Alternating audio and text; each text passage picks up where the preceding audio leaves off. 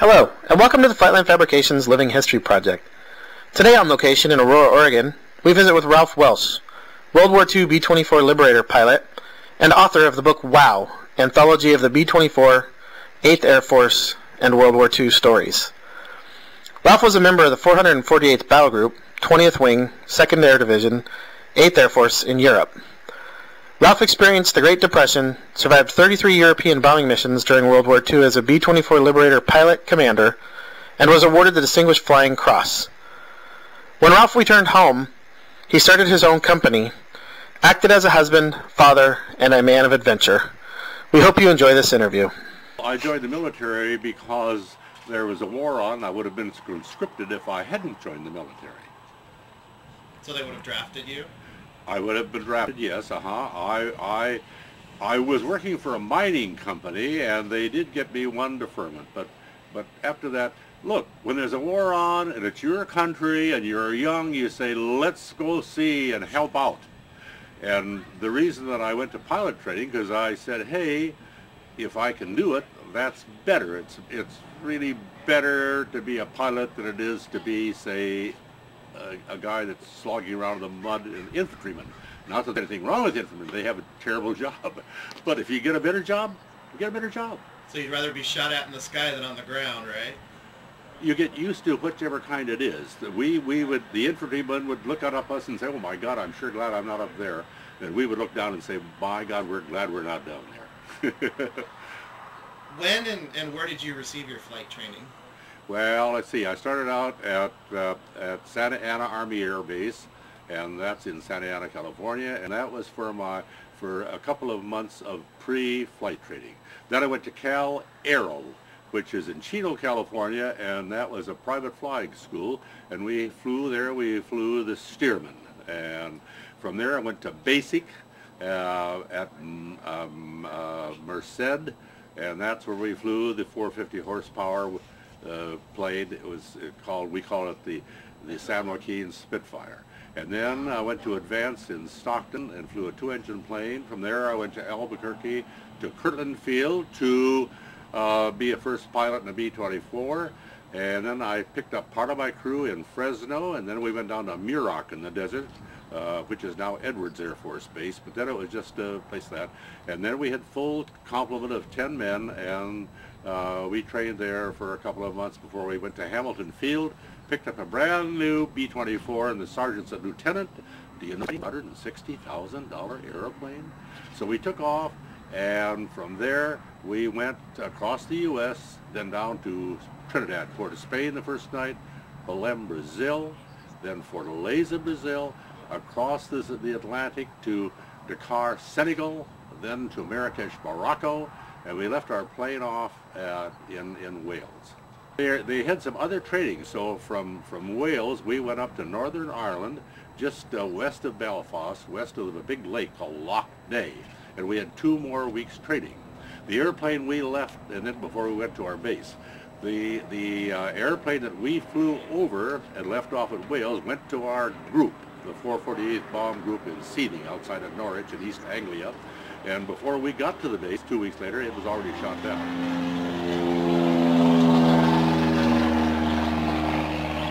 Are there any stories that stand out from your training days, any particular day or one thing that comes up as a memory from your training?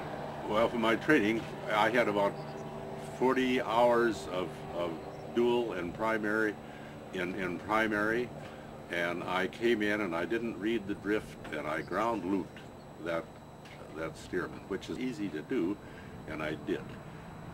I should have been washed out, but for some reason they took pity on me, because I've always, if I really want to do something, I don't know, I'm lucky in life. People have always kind of trusted me, because I really don't lie to people. I really do try. And so they gave me another instructor, and from there on. But then the thing that really stood out, I went to Basic, and there was a Lieutenant Phipps, and he was my instructor in Basic with the BT.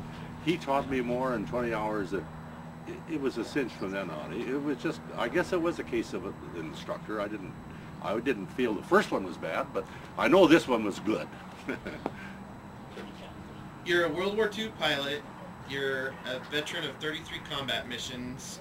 What models of B-24 Liberator did you fly? Well, in training, I think most of them were the B-24D, ABCD. But in combat, by that time, we were getting the planes from Willow Run in Michigan. And I think most of them were J's, some H's, I guess.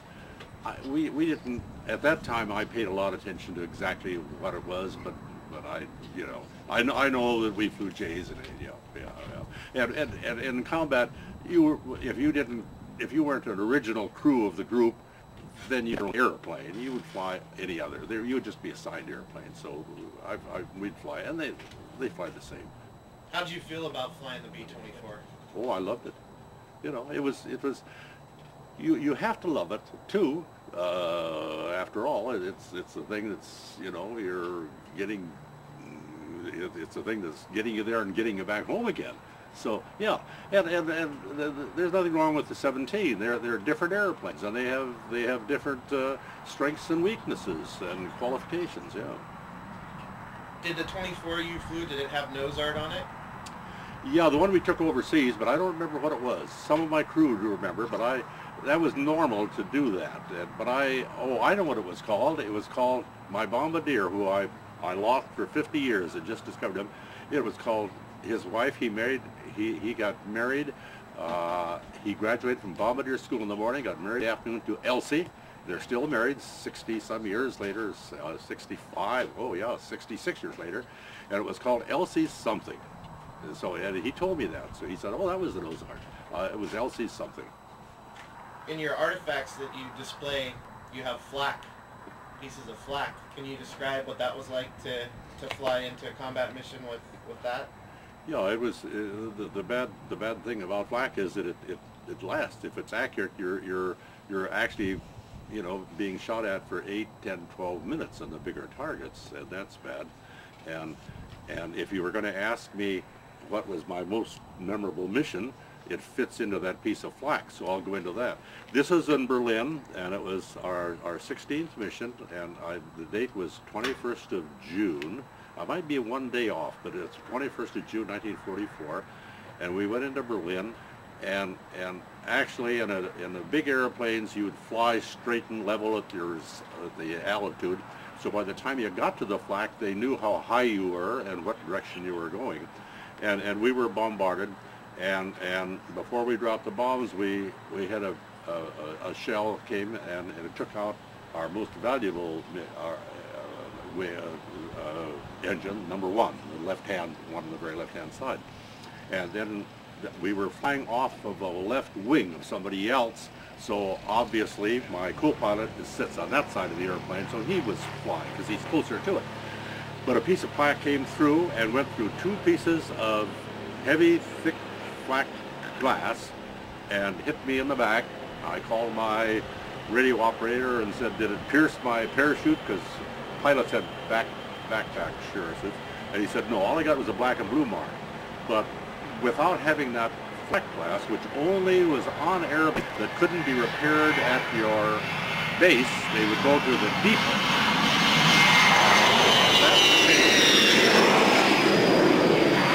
All right, airplanes make noise. Actually, that's the only reason that I'm here, because it really would have come out here. But anyway, that's no big deal. War is measured in inches, and so that was the inches that were valuable.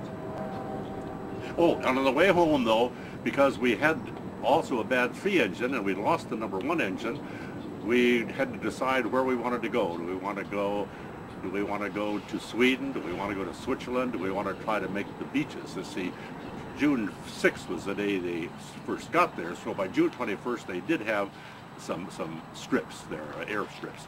But anyway, we decided we wanted to go home, so we got rid of everything of any weight in the car, in the airplane, even including the ball turret. We dropped that, and we called the Air Sea Rescue to find out what was where we should vector into them so we'd be close to them. We did have to ditch, but we got home.